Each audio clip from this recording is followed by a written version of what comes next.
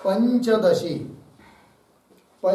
ग्रंथ में छठा प्रकरण और इस चित्रदीप नामक छठे प्रकरण के अंतर्गत आज श्लोक है 6 नंबर का, बरोबर। तो इस 6 नंबर के श्लोक की अवतरणिका को देखिए। तो ब्रह्मादि जगतः चेतन स्थानीयत्वे कारणम वक्तुम दृष्टांतम आह। ठीक है, तो चलिए भाई, तो विषय यह चल रहा है। तो परमात्मा का, ब्रह्म का बोध कराना है मुमुक्षु को, और वो ब्रह्म परमात्मा निष्प्रपंच है, प्रपंच रहित है, उसका बोध कराना है, वर्णन करना है उसका। उसके लिए प्रक्रिया है अध्यारोप अपवाद की। उस न्याय के अनुसार भगवत तत्व का बोध कराने के लिए पहले परमात्मा में अध्यस्त जो आरोपित जो जगत है, ये जगत है, उस जगत की स्थिति कैसी है इसको कह रहे हैं। मतलब दृश्यमान जगत को सबसे पहले पकड़कर उसके माध्यम से हम लोगों को जानना है उसका कारण अद्वैत अखंड एक रस परमात्मा को। तो जगत की स्थिति बताने के लिए दृष्टांत दिया चित्रपट का। जिस प्रकार चित्रपट की 4 अवस्था होती है, कौन कौन 4 अवस्था? धौत, घट्टित, लांछित, रंजित। उस प्रकार परमात्मा की भी 4 अवस्था बताई। यद्यपि सचमुच परमात्मा की अवस्था ये बात नहीं, किंतु उस मूल तत्व तक जाने के लिए, जगत स्थिति का वर्णन करने के लिए आरोपित अवस्था का वर्णन। तो बताया था परमात्मा की 4 अवस्था, चित्त, अंतर्यामी, सूत्रात्मा और विराट। हो गया। तो ये बात बताई। फिर ब्रह्माद्या स्तंभ पर्यंता, ब्रह्मदेव से लेकर स्तंभ पर्यंत जितने भी प्राणी वर्ग हैं और जड़ वर्ग है जो कि उत्तम आदम भाव से स्थित है, वो सब पट चित्रवत, मतलब पट के ऊपर जो चित्र होते हैं वो चित्र दिखाई तो दे रहे हैं। ऐसा लग रहा है कि देखो ये आदमी है, ये भैंस जा रही है, नदी बह रही है, ये पर्वत है, चित्र में सब दिखाई दे रहा है। किंतु विचार किया तो वह कुछ नहीं है, केवल वर्ण है, रंग मात्र है। और सबका आधार कौन है? पट। तो वो पट ही है, पट के अलावा कुछ नहीं है। लग रहा है, ऐसा भास हो रहा है कि मनुष्य है, मंदिर है, नदी है, पहाड़ पर्वत करके है करके। उस प्रकार उस अपने परमात्मा स्वरूप में, अपने स्वस्वरूप में दिखाई देने वाला ये सब जड़ चेतन वर्ग, ये वर्णपूरित चित्रों की तरह है। मूल अधिष्ठान क्या है? परमात्मा ही है, परमात्मा के अलावा कुछ है ही नहीं। अब प्रश्न उपस्थित होता है कि यदि ऐसी बात है तो ये सब चित्र स्थानीय है, परमात्मा ही है, लेकिन व्यवहार में कुछ चेतन जैसे लग रहे हैं और कुछ जड़ जैसे लग रहे हैं। जैसे पाषाण आदि जड़ है, पृथ्वी आदि ईट पत्थर, और मनुष्य चेतन लग रहे हैं। ये सब यदि चित्र ही हैं, परमात्मा के अलावा कुछ है नहीं है, तो कुछ चेतन लग रहे, कुछ जड़ लग रहे, ऐसा क्यों? ये प्रश्न उपस्थित होता है। उसी का उत्तर दे रहे दृष्टांत देकर। अवतरणिका देखिए। ब्रह्मादि जगत, ब्रह्मदेव से लेकर तिनके तक ये सब जगत चेतन स्थानीयत्वे। तो ब्रह्मादि मतलब प्राणी वर्ग है कि नहीं? तो 2 अंश है कि नहीं जगत में? एक जड़ अंश है, एक चेतन अंश है। उसमें चेतन स्थानीय जितने हैं, ब्रह्मदेव से लेकर चींटी तक, कीड़ा मुंगी तक, ये सब जीव जंतु ये चेतन जैसे भाषित हो रहे हैं। किंतु वो चेतन जैसे भाषित क्यों हो रहे फिर, इस बात को बताने के लिए, और नदी पर्वत आदि जड़ क्यों भाषित हो रहे हैं, तो इसको बताने के लिए दृष्टांत दे रहे हैं। ठीक है ना जी? तो ब्रह्मादि जगत चेतन स्थानीयत्वे, चेतन स्थानीय मतलब इनका चेतनपना, जंगम रूपता ऐसा क्यों है इनमें? स्थानीयत्वे कारणम वक्तुम, कारण कहने के लिए दृष्टांतम आह, दृष्टांत दे रहे हैं। ठीक है। चित्रार्पित मनुष्याणां वस्त्राभासाः पृथक् पृथक् चित्राधारेण वस्त्रेण सदृशा इव कल्पिताः चित्रार्पित मनुष्याणां वस्त्राभासाः पृथक् पृथक् चित्राधारेण वस्त्रेण सदृशा इव कल्पिताः। चित्रार्पित मनुष्याणां वस्त्राभासाः पृथक् पृथक् चित्राधारेण वस्त्रेण सदृशा इव कल्पिताः। अन्वय चित्रार्पित मनुष्याणां चित्राधारेण वस्त्रेण सदृशाः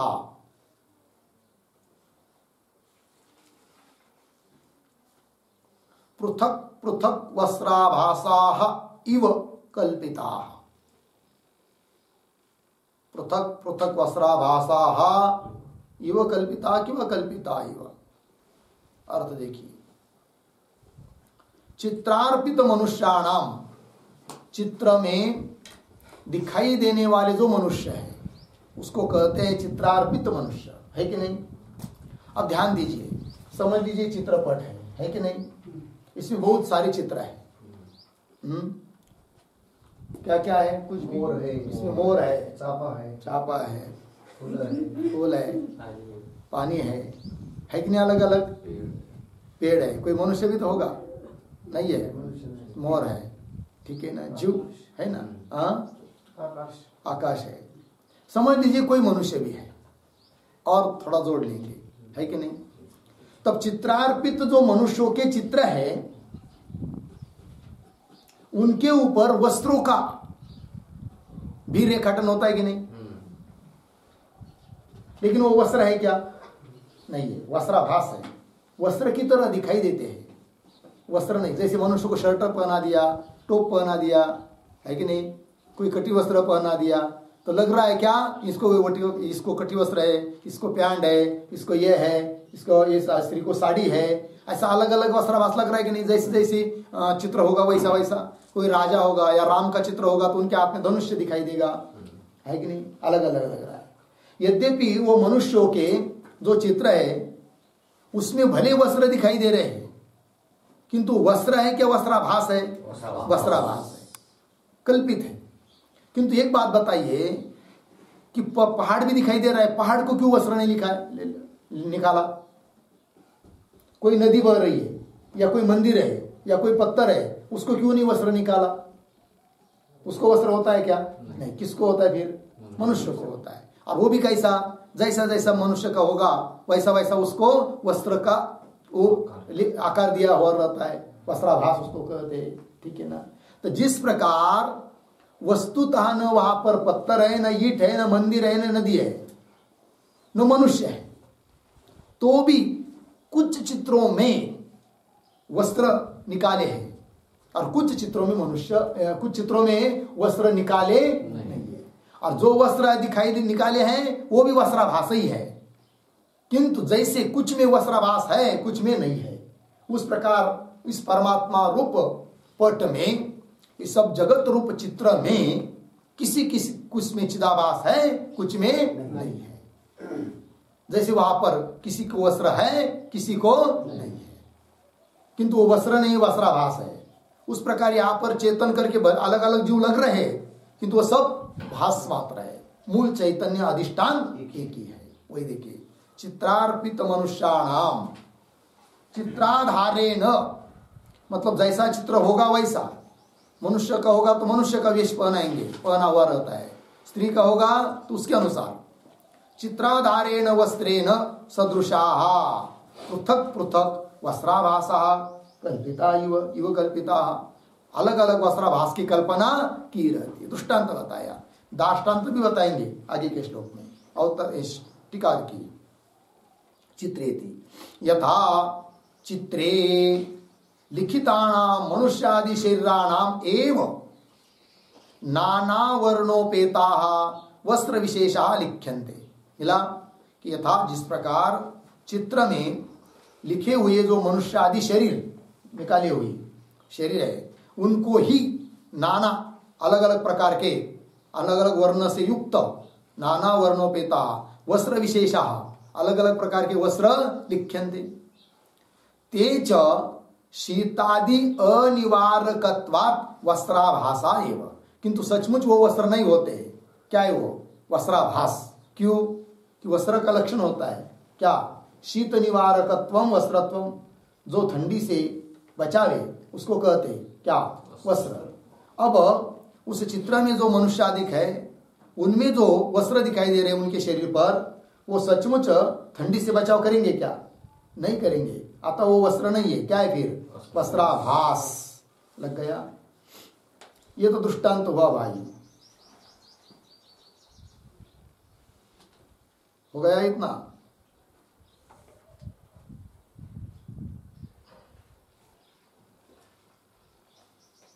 क्या हो गया? दृष्टांत समझ में आया? अब सिद्धांत बताने जा रहे हैं आगे के श्लोक में। अंतिम पंक्ति क्या लिखी थी टीका में? छठे श्लोक के ते च शीतादि अनिवारकत्वात् वस्त्राभासा एव। हो गया? अब दाष्टान्तिकम आह। दाष्टान्त में बता रहे सिद्धांत में। पृथक पृथक चिदाभासा चैतन्याध्यस्तदेहिनां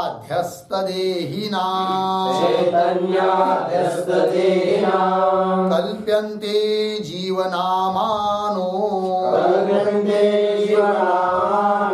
बहुधा संसरन्त्यमी। पृथक पृथक चिदाभासा चैतन्याध्यस्तदेहिनां कल्प्यन्ते जीवनामानो बहुधा संसरन्त्यमी। पृथक पृथक चिदाभासा चैतन्याध्यस्तदेहिनां कल्प्यन्ते जीवनामानः बहुधा संसरन्ति अमी। अन्वय चैतन्याध्यस्तदेहिनां पृथक पृथक जीवनामानः चिदाभासाः कल्प्यन्ते। चिदाभासाः कल्प्यन्ते अमी बहुधा संसरन्ति। हो गया? देखो भाई अर्थ। तो जैसे वहां पर पट के ऊपर पट के आश्रित होते हैं चित्र, उस प्रकार यहां पर सिद्धांत में चैतन्य अध्यस्त देही नाम, चैतन्य के ऊपर अध्यस्त ऐसे जो देही, देही नाम का अर्थ लिखना है प्राणी नाम। चैतन्य के ऊपर अध्यस्त ऐसे ये सब प्राणी वर्ग है ना, जड़ भी है चेतन भी है, उसमें प्राणी लिए। तो चैतन्य अध्यस्त देही नाम पृथक पृथक जीवनामान चिदाभासा कल्प्यन्ते। अलग अलग जीवनामान, जीव नाम वाले, जीव है नाम जिनका, ऐसे चिदाभासों की क्या होती है? कल्पना होती है, आरोप होता है। जैसे चित्र में तो बहुत सारे पहाड़ भी है, मनुष्य भी है, किंतु वस्त्र की कल्पना किसमें? मनुष्य में, पहाड़ पर नहीं। उस प्रकार ये सभी जड़ चेतन परमात्मा में अध्यस्त है, तो भी उनमें जो देही है, प्राणी वर्ग है, उनमें ही केवल चिदाभासों की कल्पना होती है। जड़ ऐसे ईंट पत्थर में चिदाभास की कल्पना होती नहीं है कि नहीं? ये बात है, क्योंकि चिदाभास ग्रहण करने का उनमें सामर्थ्य ही नहीं है। अधिष्ठान का प्रतिबिंब ग्रहण करने का सामर्थ्य केवल किसमें है? अंतःकरण में है, क्योंकि अंतःकरण सत्व गुणों का कार्य है और ईंट पत्थर जड़ का कार्य है, तमोगुण का कार्य है। इसलिए उसमें चैतन्य का प्रतिबिंब ग्रहण करने का सामर्थ्य नहीं है। और किसमें है? अंतःकरण में। अतः चिदाभास स्वरूप जीव की कल्पना किसमें? प्राणियों में। इसलिए वो चेतन जैसे लग रहे हैं और ईंट पत्थर जड़ जैसे लग रहे हैं। लग गया अर्थ? चलिए, चैतन्य अध्यस्त देही नाम पृथक पृथक जीव नामान, जीव नाम वाले चिदाभासा कल्प्यन्ते। ठीक है। अमी बहुधा संसरन्ति, और ये बहुत प्रकार से क्या होते, संसार को प्राप्त होते रहते हैं, कर्म करते रहते, संसार को प्राप्त होते रहते। ठीक है। चलिए टीका को देखिए। पृथक इति एवं परमात्मनि आरोपितानां देवादीनां शरीराणां एव जीवनामानः चिदाभासाः प्रत्येकम कल्प्यन्ते न पर्वतादीनां। हो गया अर्थ देखिए। एवं इस प्रकार, एवं मतलब ऊपर कहे हुए दृष्टांत के तरह, परमात्मनि आरोपितानां, परमात्मा स्वरूप में आरोपित जो देवादीनां शरीराणां, आदि शब्द से सबके शरीर लेंगे, मनुष्यों के भी पशुओं के भी, तो देवादीनां शरीराणां एव, इन शरीरों में ही जीवनामान चिदाभास, जीव है नाम जिनका, ऐसे चिदाभासा प्रत्येकम कल्प्यन्ते, प्रत्येकम अर्थात एक एक देह को एक एक चिदाभास कल्पना की जाती। जैसे पट के ऊपर जितने मनुष्य आदि के चित्र होंगे, सबके लिए एक एक अलग अलग वस्त्र की कल्पना होती है कि नहीं। मनुष्य का हो तो उसके लिए उस प्रकार का वस्त्र, राजा हो तो उसके लिए उस प्रकार का वस्त्र, स्त्री हो उसके लिए उस प्रकार का वस्त्र की कल्पना होती है। कहा? चित्रपट में। उस प्रकार प्रत्येकम कल्प्यन्ते न पर्वतादि नाम। अब परमात्मा में अध्यस्त जैसे प्राणी वर्ग है, उस प्रकार पर्वतादि भी है, जड़ वर्ग, किंतु उनमें चिदाभास की कल्पना नहीं होती है। ठीक है ना। न पर्वतादि नाम। लग गया जी। आगे चलिए। क्यों भाई? कारण क्या? तेषाम तत्कल्पने कारणम आह। तेषाम, लग गया, तेषाम देवादीनाम तत्कल्पने, तत्कल्पने चिदाभास कल्पने कारणम आह। देवादिक मनुष्यादिक जो भी जितने भी शरीर है, उन शरीरों में चिदाभास की कल्पना करने का क्या कारण है भाई? तो उसका उत्तर दे रहे चौथे पाद से, बहुधा संसरन्ति अमी। उसकी व्याख्या कर रहे टीकाकार। अमी प्रतीक है, अमी शब्द का अर्थ कर दिया जीवाहा। टीका में नहीं मिल रहा है। अमी मतलब जीवा। कौन जीवा? तो कह रहे देव तिर्यम मनुष्यादि शरीर प्राप्त्या। ये सभी जीव, जीव मतलब चिदाभास रूप जीव है कि नहीं। देव, तिर्यम मतलब पशु पक्षादि, और मनुष्यादि शरीर प्राप्ति के द्वारा बहुधा संसरन्ति, अपने कर्म के अनुसार शरीर को प्राप्त करते हैं और संसार को प्राप्त होते रहते हैं। संसरन्ति न परमात्मा, किंतु परमात्मा संसार को प्राप्त होता नहीं है। वो तो आयरन की तरह कूटस्थ है, अपने स्वरूप में अपने महिमा में स्थित है। फिर संसार को कौन प्राप्त हो रहे? जीव। कौन जीव? चिदाभास।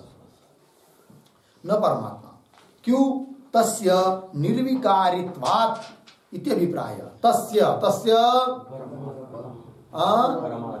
परमात्मनः, वो परमात्मा निर्विकार होने के कारण वह संसार को प्राप्त होता नहीं है, यह अभिप्राय। आगे चलिए।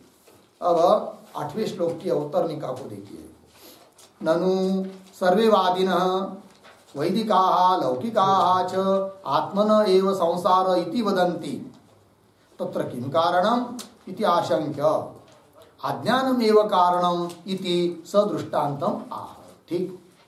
पूर्व पक्षी बोल रहा है, शंका कर रहा है, ननु से लेकर आशंक्य तक। क्या कह रहा है वो?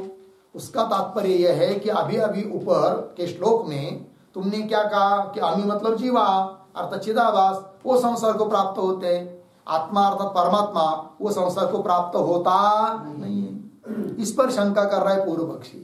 पूर्व पक्षी बोलता है कि हे सिद्धांती, तुम ऐसा कैसा कह रहे हो कि आत्मा संसार को प्राप्त नहीं होता है और चिदाभास प्राप्त होता है? कहां से लाया तुमने चिदाभास? तुम्हारी जैसी कल्पना तो और कोई शास्त्रकार नहीं करता है। बाकी सभी वैदिक लोग और लोक में भी लौकिक लोग क्या कहते हैं? आत्मा को ही संसार प्राप्त होता है, ऐसा कहते हैं कि आत्मा का ही जन्म होता है, मरता है, जाता है, आता है, ऐसा आत्मा के लिए बोलते हो। और तुम कर रहे चिदाभास, ये कैसी? फिर शंका समझ में आई? प्रश्न देखिए। ननु सर्वे वादिनः, वाद करने वाले कौन? नैयायिकादिक पूर्व पक्षी लोग। सर्वे वादिनः वैदिकाः, वैदिक है वो, वेद को मानने वाले। और वैदिका शब्द से भी ले सकते हैं कर्मकांडी लोग। ठीक है ना जी। पूर्व मीमांसा तो सभी वादी में आ जाते, वो भी ये भी, नैयायिक भी, मीमांसक आदि भी। ननु सर्वे वादिनः वैदिकाः, वेद को मानने वाले वादी लोग और लौकिकाः च, लौकिक लोग मतलब शास्त्र संस्कार रहित लोग, संसारी लोग, लौकिकाः च आत्मन एव संसार, आत्मा का ही संसार है ऐसा बोलते हैं इति वदन्ति। तत्र किम कारणम, यदि चिदाभास को ही संसार है, आत्मा को संसार नहीं है, तो ये लोग क्यों आत्मा को संसार बोल रहे बताओ? कौन बोल रहा है? पूर्व पक्षी उत्तर दे रहे अज्ञानमेव कारणम। क्या करे, उनको समझ में नहीं आता, अज्ञानी है बेचारे, अज्ञान के कारण वो कहते क्या आत्मा को संसार है करके, वस्तुतः आत्मा को संसार नहीं है। अज्ञानमेव कारणम इति सदृष्टांत दृष्टांत पूर्वक बता रहे हैं। वस्त्राभास स्थितान वर्णान यद्वदाधार वस्त्रगान वदन्त्यज्ञास्तथा जीव संसारं चिद्गतं विदुः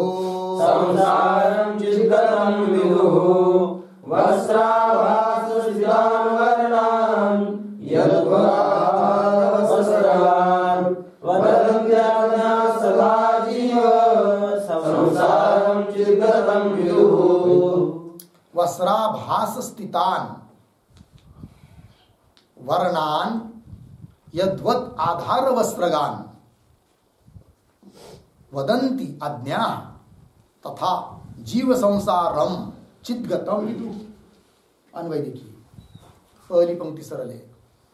वस्त्राभास स्थितान वर्णान यद्वत् आधार वस्त्रगान,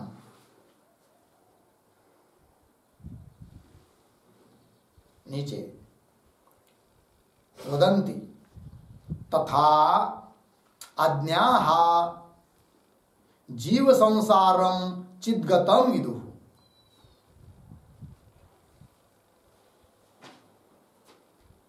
अर्थ देखिए भाई,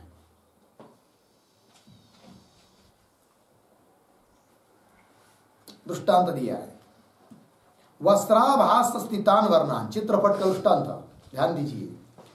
उस चित्रपट में बहुत सारे मनुष्यों के भी चित्र है, बराबर। जितने भी चित्र है उन सबका वस्तुतः आधार कौन है? पट, बराबर। अब सबका आधार यदि पट है तो चित्र में दिखाई दे रहे जो मनुष्य, और मनुष्य के ऊपर दिखाई दे रहा है कौन? वस्त्र, शर्ट आदि, साड़ी, टोप दिखाई दे रहा है कि नहीं? और उसमें भी क्या है? वर्ण ही है, वर्ण के अलावा कुछ नहीं है, लाल पीला काला। अब उस वर्ण का सचमुच आश्रय कौन है? पट ही है। लेकिन अज्ञानी लोग, न समझने वाले क्या कहते हैं? देखो इसका शर्ट लाल है, इसका टोप पीला है, इस स्त्री की साड़ी काली नीली है, पीली है, ऐसा समझते हैं कि नहीं? यद्यपि वो साड़ी है क्या, वस्त्र है क्या, शर्ट है क्या? कुछ नहीं है, वो क्या है? केवल वर्ण है। और उसका आधार वस्तुतः कौन है? पट है। लेकिन समझ किसको रहे? लाल कलर का शर्ट है, मतलब शर्ट है और उसका कलर लाल है, ये समझ रहे। जैसे वो अज्ञान के कारण बोलते हैं कि वस्त्र ये लाल कलर का उसका शर्ट है, सदरा है कि नहीं? इसका काले कलर का टोप है, ये जैसे अज्ञान के कारण बोल रहे हैं, उस प्रकार यद्यपि संसार किस में है? चिदाभास रूप जीव में, लेकिन न समझने के कारण वो कहते किस में? आत्मा में। बस इतना ही अंतर है। समझ में आया? देखिए पंक्ति, वस्त्राभास स्थितान वर्णान। वस्त्राभास मतलब उन चित्रों में जो मनुष्य है, मनुष्य के शरीर के ऊपर जो चित्र दिखाई दे रहे हैं वो वस्त्र नहीं है। क्या है वो? वस्त्राभास। पीछे के श्लोक में बताया ना। और उस वस्त्राभास में स्थित जो वर्ण, ठीक है ना, तो वस्त्राभास स्थितान वर्णान, उन वर्णों को जैसा कहते यद्वत, जिस प्रकार आधार वस्त्रगान, उन सबका आधार वस्तुता कौन है? मूल पट ही है। किंतु उसको न समझकर वो क्या समझते हैं कि इसका आधार कौन है? वस्त्र है, वो वस्त्राभास है। उस वस्त्राभास को भी नहीं समझते हैं। और वो इतना भी नहीं, जो वस्त्र है ना वस्त्राभास, वो किसमें है? मनुष्य के शरीर पर है, ऐसा भी वो समझते हैं, है कि नहीं? कि देखो भाई शर्ट किसने धारण किया है? ये मनुष्य ने धारण किया है। टोप किसने धारण किया? राजा ने धारण किया है, ऐसा वो लोग समझते। सचमुच देखा जाए तो न राजा ने टोप धारण किया हुआ है, न किसी मनुष्य ने शर्ट धारण किया हुआ है।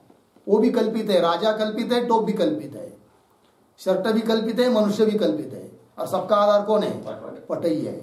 किंतु ज्ञान उस पट का न होने के कारण, उस पट का आधार रूप पट का ज्ञान न होने के कारण लोग बोलते हैं क्या, इसने वस्त्र धारण किया, इसने टोप धारण किया। लग गया कि नहीं? उस प्रकार वस्त्राभास स्थितान वर्णान यद्वत् आधार वस्त्रगान, ठीक है ना? सबका आधार कौन है? वस्त्रगान, वस्त्र रूप स्थान ही है। वदंती, किंतु तथा, उदाहरण हुआ, दृष्टांत हुआ, तथा उस प्रकार अज्ञाहा, अज्ञानी लोग जीव संसारम, संसार किसमें है? जीव में, चिद्गतम विदुहु, चित मतलब चैतन्य साक्षी आत्मा, उसमें गत मतलब उसमें विद्यमान मानते हैं, आत्मा में मानते हैं क्या? संसार। यद्यपि संसार किसमें नहीं है? आत्मा में नहीं है। किसमें है?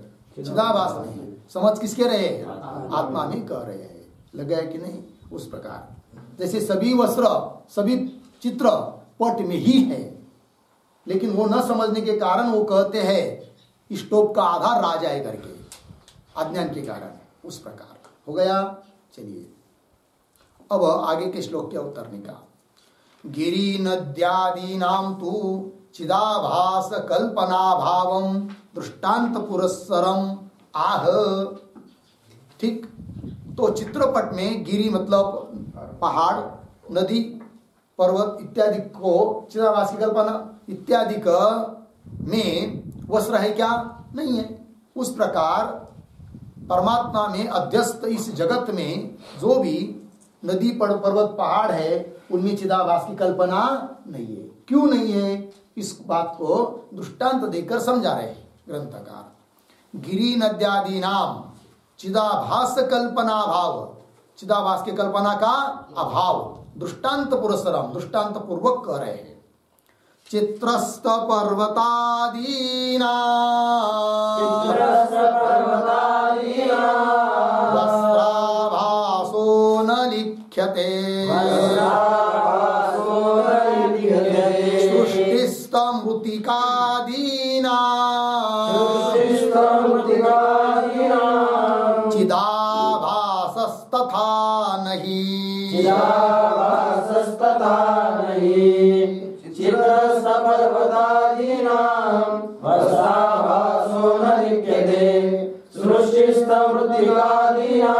चिदाभासस्तथा नहीं। चित्रस्त पर्वतादीनाम वस्त्राभास न लिख्यते, उदाहरण हुआ।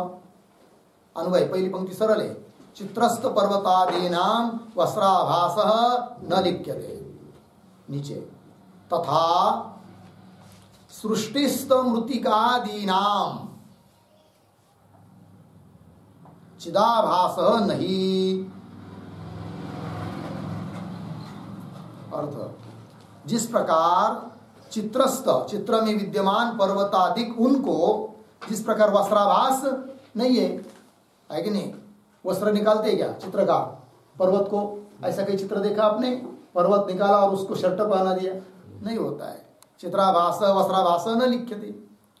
तथा उस प्रकार सृष्टि में विद्यमान जो मिट्टी, पहाड़, पर्वत, नदी, इनको भी चिदाभास की कल्पना नहीं है, उनमें चिदाभास बताने की जरूरत नहीं है। वही तथा सृष्टिस्थ मृतिकादि नाम चिदाभास नहीं। लग गया ना? देखो भाई कितना परफेक्ट उदाहरण दिया है, चित्रपट का और एक जगत का। ठीक है, टीका देखिए। चित्रस्थिति प्रयोजनाभावात इति भाव।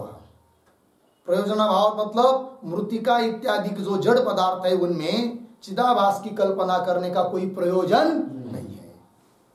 समझ लीजिए, मानेंगे उसमें चिदाभास तो क्या? कुछ नहीं। जैसे मनुष्य, प्राणियों में तो चिदाभास मानने का प्रयोजन है, क्योंकि उनको संसार करते हुए, संसार में भ्रमण करते हुए दिखाई दे रहे, इसलिए चिदाभास की कल्पना करनी पड़ रही है। उस प्रकार पर्वत आदि में चिदाभास की कल्पना करने का कोई प्रयोजन नहीं है। प्रयोजन न होने के कारण उसमें चिदाभास की कल्पना नहीं। किसमें? पर्वत आदि को में। प्रयोजनाभावात इति भाव। लग गए पंक्ति? आगे चलिए, आगे के श्लोक क्या उत्तर निकाल। एवं आत्मनि आरोपितस्य संसारस्य ज्ञान निवर्तत्व सिद्धये तन्मूलभूताम अविद्याम आह। ठीक है जी। एवं उस प्रकार आत्मनि आरोपितस्य, आत्मा में आरोपित कौन है? संसार। परमात्मा में आरोपित है, अध्यस्त है संसार, और आरोपित है इस तब तो ज्ञान से वो निवृत्त हो जाता है। तो कह रहे एवं आत्मनि आरोपितस्य संसारस्य ज्ञान निवर्तत्व सिद्धये, वो ज्ञान से निवृत्त होता है इस बात को सिद्ध करने के लिए। क्या? तन्मूलभूताम अविद्याम आह। तन्मूलभूताम, तत् संसार, संसार की मूलभूत मतलब मूल कारण कौन? अविद्या। उस अविद्या को बता रहे हैं, क्योंकि संसार अविद्या से जन्य रहेगा। अज्ञान, माया, अविद्या उससे जन्य रहेगा, तभी उसकी ज्ञान से क्या होगी? निवृत्ति होगी। क्योंकि जो जो अविद्या का कार्य होता है वह ज्ञान से निवृत्त होता है। जैसे रज्जु पर प्रतीत सर्प अविद्या का अर्थात अज्ञान का कार्य है, अतः रज्जु के ज्ञान से निवृत्त होता है। उस प्रकार यह संसार भी अविद्या का कार्य रहेगा, तभी ज्ञान से निवृत्त होगा। तो ज्ञान से निवृत्त होता है इस बात को सिद्ध करने के लिए ये जगत का मूल कारण अविद्या है, इस बात को अब कह रहे ग्रंथकार। संसार परमार्थोयम संलग्न स्वात्मवस्तुनि इति भ्रांतिरविद्यास्या विद्यैषा निवर्तते। संसार परमार्थोयम संलग्न स्वात्मवस्तुनि इति भ्रांतिरविद्यास्या विद्यैषा निवर्तते। संसार परमार्थः अयं संलग्नः स्वात्मवस्तुनि इति भ्रांतिः अविद्या स्यात् विद्यया एषा निवर्तते। अन्वय अयं संसारः परमार्थः स्वात्मवस्तुनि संलग्नः, नीचे इति भ्रांति ही अविद्या स्यात् एषा विद्यया निवर्तते। ठीक, देखो भाई अर्थ को। अयम संसार, यह संसार, कौन संसार? कर्तृत्व भोक्तृत्व आदि रूप संसार। परमार्थ, परमार्थ का शब्द करते हैं वस्तुतः, वास्तव है, मतलब वास्तव ये बताना नहीं कि भ्रांति है, ऐसा समझना संसार को। पूरा वाक्य पढ़ेंगे तो समझ में आएगा। अयम संसार, यह कर्तृत्व भोक्तृत्व आदि संसार परमार्थ वास्तविक है और स्वात्मनि संलग्न, स्वात्मनि मतलब अपने स्वस्वरूप आत्मा में संलग्न है। संलग्न है का मतलब वो आत्मा का धर्म है संसार, ये समझना। क्या? कर्तृत्व भोक्तृत्व आदि रूप संसार सचमुच आत्मा का धर्म है, यह समझना भ्रांति है। इति भ्रांति, ये भ्रम है। लगा है कि नहीं? इति भ्रांति ही, भ्रांति मतलब अन्यथा बुद्धि है, भ्रम बुद्धि है वो। और इसकी निवृत्ति कब होगी? है कि नहीं? भ्रांति अविद्या स्यात्, ये अविद्या है। भ्रांति ही क्या है? अविद्या स्यात्, अविद्या है। और येषा, येषा भ्रांति ही विद्या निवर्तते, ये भ्रांति और भ्रम विद्या से निवृत्त होता है। ठीक है ना? जो अज्ञान का कार्य होता है वह ज्ञान से निवृत्त होता है। लग गया कि नहीं? यद्यपि आत्मा में कर्तृत्व भोक्तृत्व संसार है नहीं वस्तुता, लेकिन मानना ये क्या हुआ? भ्रम, भ्रांति। फिर जब ज्ञान हो जाएगा सचमुच तो भ्रांति निवृत्त हो जाएगी, भ्रम निवृत्त हो जाएगा और आदमी समझेगा अपने को कि मैं न करता हूं न भोगता हूं। जैसे किसी के ऊपर बुद्धि हो गई कि चोर है करके, चोर है नहीं, लेकिन क्या हो गया? भ्रम हो गया कि चोर है करके, है कि नहीं? और बहुत दिन वो भ्रम रहा, फिर बाद में किसी कारणवश वो भ्रम निवृत्त हुआ, है कि नहीं? अब उसमें भ्रम बुद्धि रही क्या? नहीं, क्योंकि सचमुचता का ज्ञान हुआ तो अध्यास भ्रम निवृत्त हो जाता है। इस प्रकार चलिए आगे, आगे के श्लोक की अवतरणिका। केयम विद्या तल्लाभोपायः च कः इति आकांक्षायाम विद्या स्वरूपम तल्लाभोपायम च दर्शयति। ठीक है, अब पूर्व पक्षी बोल रहा है भाई इतनी बड़ी विद्या है, इतना विद्या में सामर्थ्य है कि वो भ्रम को निवृत्त कर देती है। तो का इयम विद्या का कौन ये विद्या है, विद्या का स्वरूप क्या है, और तल्लाभोपाय उस विद्या के लाभ अर्थात प्राप्ति, उस विद्या के प्राप्ति का उपाय क्या है। तल्लाभोपाय च कः कौन है, इति आकांक्षायाम ऐसे जानने की इच्छा होने पर विद्या स्वरूपम विद्या का स्वरूप बता रहे अभी, और तल्लाभोपायम उस विद्या के प्राप्ति का उपाय क्या है उसको भी बता रहे ग्रंथकार। आत्माभासस्य जीवस्य संसारो नात्मवस्तुनः इति बोधो भवेद् विद्या लभ्यते सौविचारणात्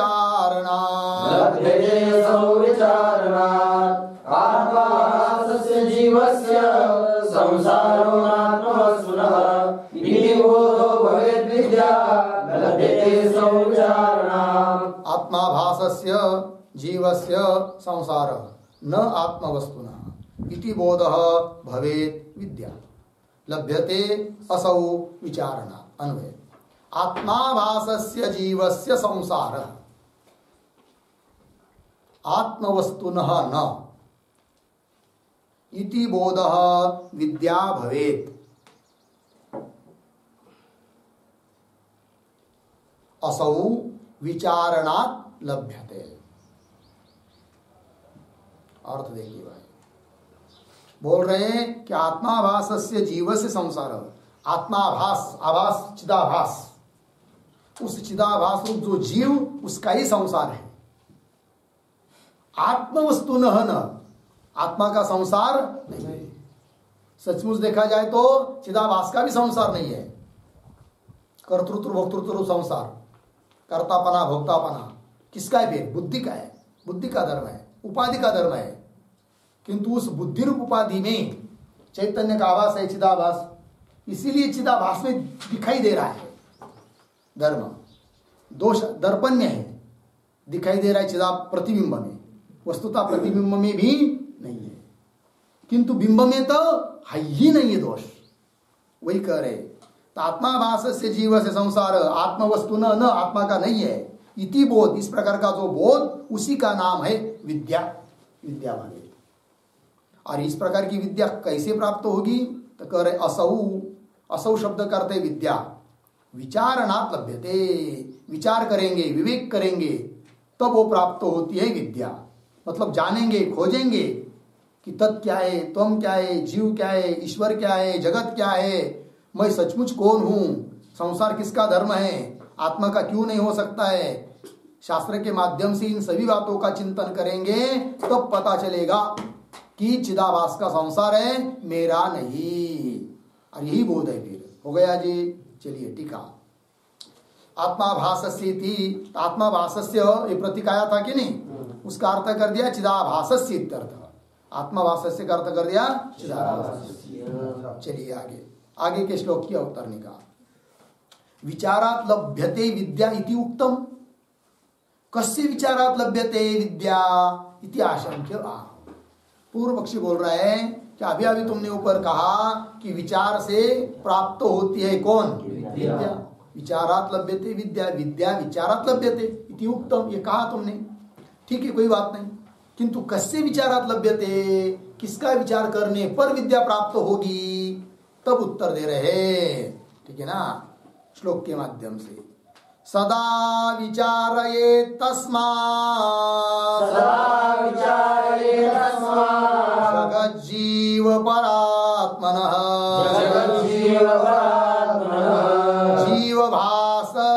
जीवभास जगद्भाव बाधे स्वात्मैव शिष्यते सदा विचारे तस्मात् जगज्जीव परात्मनः जीवभाव जगद्भाव बाधे जीवात्मैव शिष्यते। सदा विचारयेत् तस्मात् जगत जीव परात्मनः। जीव भाव जगत भाव बाधे स्वात्मा एव शिष्यते। अन्वय तस्मात् जगत जीव परात्मनः सदा विचारयेत्। आगे जीव भाव जगत भाव बाधे स्वात्मा एव शिष्यते। हो गया। और देखिए भाई, तस्मात् इसलिए जगत जीव और परमात्मा इन तीनों का ही सदा विचार करना चाहिए। जगत क्या है, जीव क्या है और परमात्मा क्या है कि नहीं? उन तीनों का विचार करते करते इन तीनों का ही विचार करना चाहिए। और तीनों का विचार करते करते जब समझ में आएगा कि जीव भाव और जगत भाव मिथ्या है, तो उसका बाद हुआ, फिर उसके बारे में मिथ्या तो निश्चय हुआ। तो जीव भाव जगत भाव बाधे सती बाध होने पर बसता क्या है फिर? स्वात्मा एव शिष्यते। स्वात्मा मतलब प्रत्यग भिन्न ब्रह्म, अपना स्वरूप ब्रह्म तत्व ही शेष रहता है। लगा पंक्ति। चलिए टीका। ननु परमात्मा विचार्यताम मोक्षावस्थायां फल रूपेण अवस्थानात् जीव जगतो विचार कोपयुज्यते इति आशंक्य। ननु से लेकर आशंक्य तक शंका ग्रंथ। पूर्व पक्षी बोल रहा है कि हे सिद्धांती, तुमने तीन बातों का विचार करने के लिए कहा। कौन कौन? जगत, जीव, परमात्मा। किंतु ये तुम्हारा कहना ठीक नहीं है। कौन बोल रहा है? पूर्व पक्षी। बोलेंगे क्यों?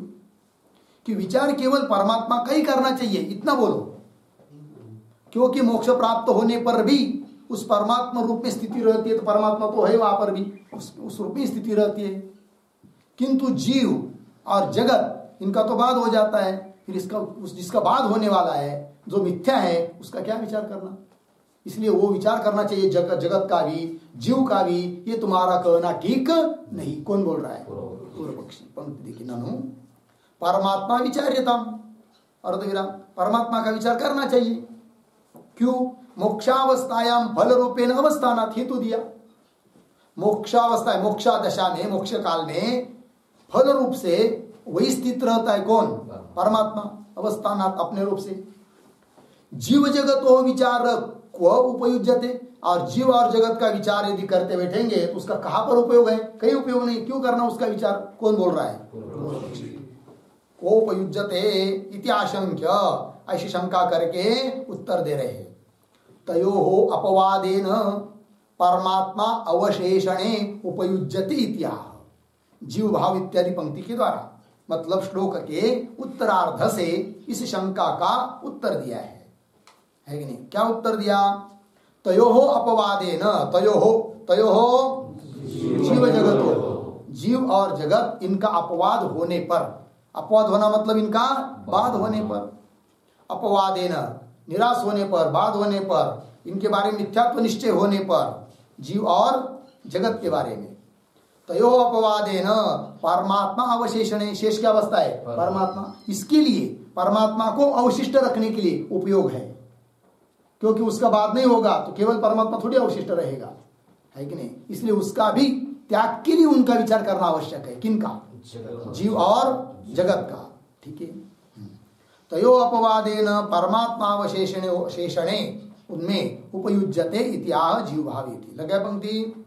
चलिए आगे के श्लोक की अवतरने का। ननु विचारेण जीव भाव जगत भाव बाधे स्वात्मा एव शिष्यते इति उक्तम।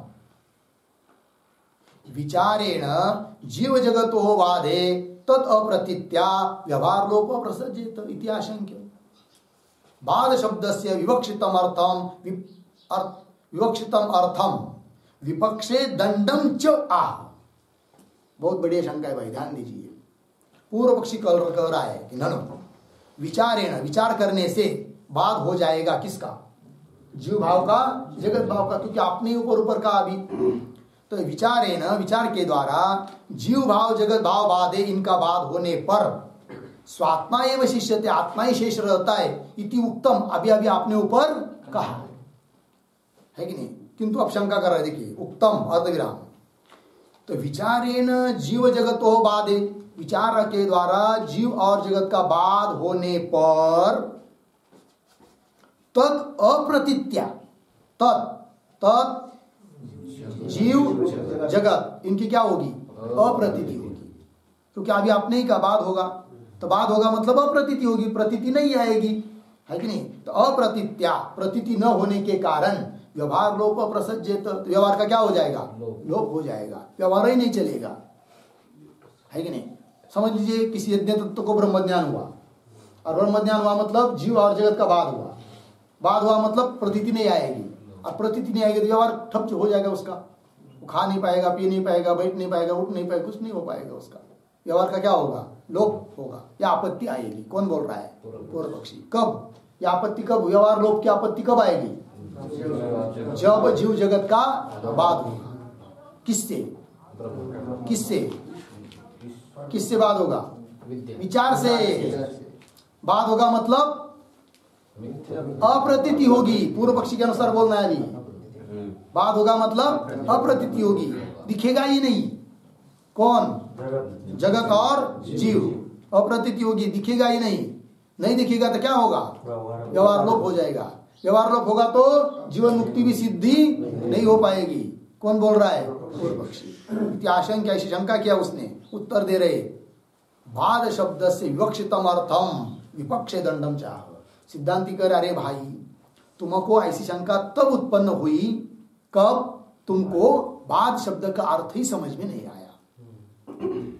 क्योंकि हे पूर्व पक्षी, तुमने बाध शब्द का क्या अर्थ किया, अप्रतीति, नाश, अदर्शन, यह अर्थ किया, किंतु बाध शब्द का ऐसा अर्थ नहीं है। देखिए एक शब्द का अर्थ समझ में नहीं आया तो कितनी गड़बड़ हो जाती है, इसलिए बहुत ध्यान देकर सुनना चाहिए। थोड़ा प्रमाद हुआ तो अलग से अलग हो जाता है, समझ में आया कि नहीं। हाँ, बाध, तब बाध शब्द का क्या अर्थ होता है वेदांत में, इस बात को कह रहे कौन, वेदांती और सिद्धांती, वेदांती। और जो अर्थ वेदांती बता रहे वही मानना पड़ेगा, यदि नहीं मानेंगे तो क्या आपत्ति आएगी, वो दंड भी बता रहे, कौन, सिद्धांती। पंक्ति देखिए, बाध शब्द से विवक्षितम अर्थम, विवक्षित अर्थ कहने के लिए इच्छित अर्थ आह, और विपक्षे मतलब वैसा अर्थ हम जो कर रहे वैसा नहीं मानेंगे तो दंडम च आह, अनिष्ट भी बता रहे हैं। दंड मतलब अनिष्ट, अनर्थ। तो देखिए श्लोक को पढ़ते हैं। ना प्रतीतिस्तयोर्बाध किन्तु मिथ्यात्व निश्चयः नो चेत् सुषुप्ति मूर्छादो मुच्चेता यत्नतो जनः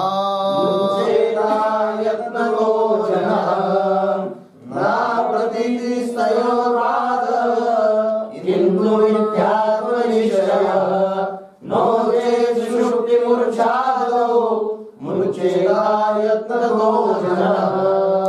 हाँ, न अप्रतीति ही तयोः बाधः किंतु मिथ्यात्व निश्चय, नो चेत सुषुप्ति मूर्छा दौ मुच्चेत अयत्नतः जनः।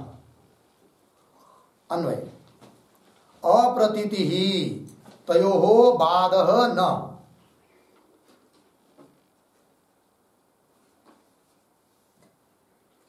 अप्रतीति ही तयोः बाधः न किंतु मिथ्यात्व निश्चय।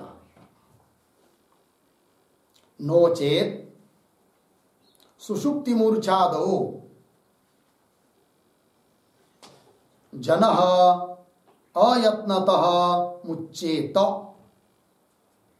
ठीक, देखो भाई अर्थ, सिद्धांति कह रहे हैं अप्रतीति ही, अप्रतीत मतलब प्रतीत न होना, अदर्शन, नाश होना, यह तयोः बाधन, तयोः जीव जगतो, हाँ जीव और जगत इन दोनों का बाध मतलब अप्रतीति नहीं है, फिर क्या है, किंतु मिथ्यात्व निश्चय। दोनों में अंतर है। मिथ्यात्व निश्चय मतलब दिखाई दे रही वस्तु, किंतु उसके बारे में क्या है? मिथ्यात्व निश्चय है कि नहीं? कांच के कपाट में फल दिखाई दे रहे हैं किंतु खाने की इच्छा हो ही नहीं सकती, क्यों? उसके बारे में मिथ्यात्व निश्चय है। क्यों? वो फाइबर के बने हुए हैं, तो दिखाई दे रहे हैं किंतु मिथ्यात्व निश्चय बाद है कि नहीं? मुर्ग जल दिखाई दे रहा है किंतु पीने के लिए कोई नहीं जा रहा है, क्यों? पता है कि वो क्या है? मिथ्या है। और अप्रतीति मतलब अदर्शन, दोनों अलग चीज है। अब तो बात शब्द का क्या अर्थ है फिर? मिथ्यात्व निश्चय। कौन अर्थ नहीं है? अप्रतीति। पूर्व पक्ष ने कौन अर्थ किया था बात शब्द का? अप्रतीति, इसलिए उसको शंका हुई थी, है कि नहीं? अब मिथ्या बात शब्द का अर्थ मिथ्यात्व निश्चय है, तो मिथ्यात्व निश्चय होने पर भी अव्यवहार चलेगा, कोई दिक्कत नहीं है। चलिए, अप्रतीति ही तयोः बाधः न किंतु मिथ्यात्व निश्चय नो चेत। यदि ऐसा नहीं मानेंगे, मतलब बात शब्द का अर्थ मिथ्यात्व निश्चय नहीं मानेंगे, अप्रतीति ही मानेंगे, तो सब लोग अभी तक मुक्त होने चाहिए थे। बोलेंगे क्यों? सुषुप्ति, मूर्छा, समाधि इत्यादि अवस्था में जगत की प्रतीति होती है क्या? अप्रतीति होती है। और अप्रतीति मतलब बात, क्योंकि पूर्व पक्ष ने बात शब्द का अर्थ किया अप्रतीति, तो सबको फिर सुषुप्ति में जगत की अप्रतीति है अर्थात बाद है, तो बिना प्रयास बिना मेहनत सब कुछ सब लोग मुक्त होने चाहिए। होते हैं क्या? नहीं। अतः बात शब्द का अर्थ मिथ्यात्व निश्चय ही है और अप्रतीति नहीं है। ठीक है, चलिए। नो चेत सुषुप्ति मूर्छादौ जन अप्रयत्नतः अयत्नतः मुच्यते। प्रयत्न के बिना वो मुक्त होने चाहिए, नहीं होते हैं। चलिए टीका। ना प्रतीति सुषुप्ति मूर्छादौ स्वतः एवं द्वैत प्रतीति अभावात्। सुषुप्ति और मूर्छा में स्वतः स्वभावतः बिना सायास द्वैत प्रतीति का क्या है? अभाव। द्वैत प्रतीति अभावात् तत्वज्ञानम विनापि, तत्वज्ञान हुए बिना ही क्या मुक्ति स्यात् होती है क्या? अतः बात शब्द का अर्थ अप्रतीति नहीं है, अपितु मिथ्यात्व हो गया। इतना बस, आगे का विचार कल करते हैं। ओम पूर्णमदः पूर्णमिदं पूर्णात् पूर्णमुदच्यते पूर्णस्य पूर्णमादाय पूर्णमेवावशिष्यते। ओम